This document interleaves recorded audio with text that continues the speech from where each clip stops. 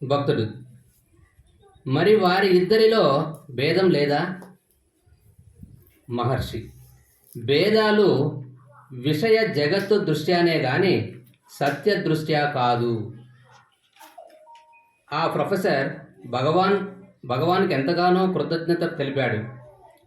వారినొక మారు చూచి భాషించాడు కనుక ఇక భగవద్ రచనలను సరిగా అవగాహన చేసుకోగలనన్నాడు. మాట వరుసగా భగవాన్ ఉపాసన ధ్యానాలు రెండూ మనస్సు ఉన్నంత దాకానే సాధ్యమని, మనసు అణిగిపోగానే అవి అణిగిపోతాయని అన్నారు. చివరి దశ అయిన మనో నిశ్చలతకు, సమూల భావ నాశానికి అవి పూర్వాంగాలే అని తెలిపారు. భగవాన్ని మళ్ళీ అడిగాడు ప్రొఫెసర్. అడుగుతున్నటువంటి పృచ్ఛకుడు ప్రొఫెసర్ నాయన, మామూలుగా చదువు రాని వాళ్ళు కాదు, ఒక ప్రొఫెసర్ అడుగుతున్నాడు. హే భగవాన్, మరి గురు శిష్యులు ఇద్దరిలో భేదం లేదా?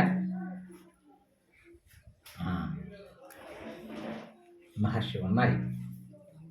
భేదాలు విషయ జగత్తు దృష్ట్యానే గానే సత్య వస్తువు దృష్టితో కాదు. ఇంత మంచి మాటనైనా అంటే విద్యా వినయ సంపన్నే బ్రాహ్మణే గవిహస్తనే శుని చైవ స్వపాకేచ పండితా సమదర్శిన. అక్కడ చెప్పింది కృష్ణ పరమాత్మ, నాయన పండితుడని ఎవరినంటారు అని అంటే, విద్య వినయ సంపత్తి కలిగినటువంటి సద్బ్రాహ్మణుని యందును, చండాలుని యందును, ఏనుగునందును, కుక్కనందును, ఆవునందును సమదృష్టి కలిగిన వాడు. అంటే ఎందుకు కృష్ణ పరమాత్మ ఆవు, ఏనుగు, కుక్క అన్నాడు అనగా, ఒకటేమో ఏనుగు అహంకారం అనుకుంటాం, ఆవు సత్వగుణం అనుకున్నాం, కుక్క రజోగుణం అనుకున్నాం. 3 గుణాలకు 3 ప్రతీకల జంతువులు. ఆ 3 గుణాలు కలిగినటువంటి జంతువుల ఎడల కూడా సమాన దృష్టి కలిగి ఉంటాయి. అర్థమైందేనా? వాడు పండితుడు. అలా అని ఏనుగు పట్టుకొని నాకు సమానం కదా అని ఆ ఏనుగును పట్టుకొని రా మా ఇంట్లోకి అనేదానికి కాదండి. సమదృష్టి.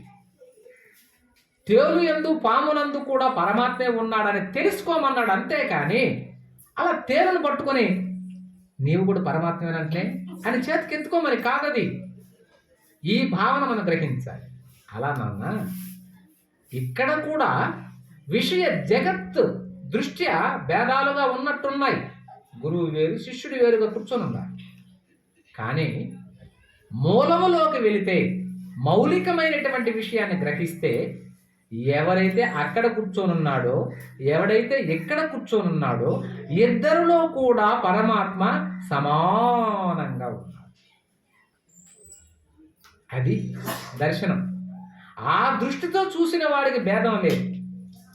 కావాల్సింది ఆ దృష్టి. జగత్తు దృష్టి భేదాలుగా కనిపించవచ్చు కానీ మూల దృష్టి, దాన్ని సత్య దృష్టితో చూస్తే భేదాలు లేవు. ఆ ప్రొఫెసర్ భగవాన్కి ఎంతగానో కృతజ్ఞత తెలిపాడు. భగవాన్ అర్థమైంది నాకు. చూసారా, గురు పౌర్ణమి రోజు మనకు గురువు గారి యొక్క రమణుల దగ్గర కూడా మనం కూర్చొని స్వామి మాకు కూడా అర్థమైంది స్వామి అని అన్నంతగా ఉంది. నిజంగానే వాళ్ళ గురువులే, వాళ్ళ శరీర దారుడు కాదు. శరీరం ఒక ఉపాధి వాళ్ళకి, అంతే. మహాపురుషులు, వీళ్ళకి మనం పూజ చేయాలి. అందుకని సాయంకాలం మనం ఏదైనా ప్రత్యేకంగా రమణులకి, రామకృష్ణుడికి పూజ చేద్దాం, వారి పాదసేవ చేయాలి. ఇక భగవద్ రచనను నేను సరిగా అవగాహన చేసుకుంటాను. భగవాన్ మీరు చెప్పింది మాకు అర్థమైంది, మీ రచనలు మాకు అర్థం చేసుకుంటాం అని చెప్పారు.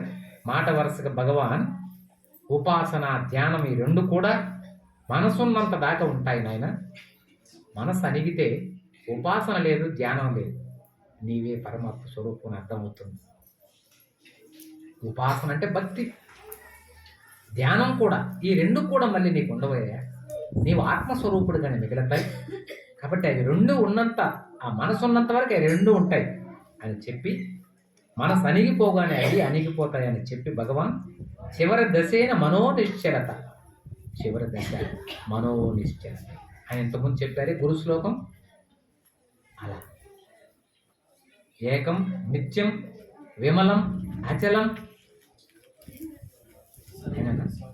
సాక్షిభూతం. ఈ సత్యం ఎప్పుడు దాకంటే మనోనిశ్చలత కలిగేంతవరకు, మనసు నిశ్చలత ఏర్పడేంతవరకు ఉంటాయి అని సమూల భావనాశనానికి అవి పూర్వంగాలే అని తెలిపారు.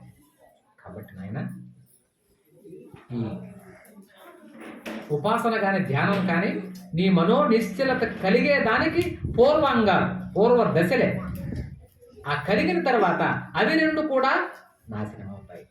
నీవెవరు? అహం బ్రహ్మాస్మి తత్వమసి అని పరమాత్మ స్వరూపుగానే మిగిలిపోతాం.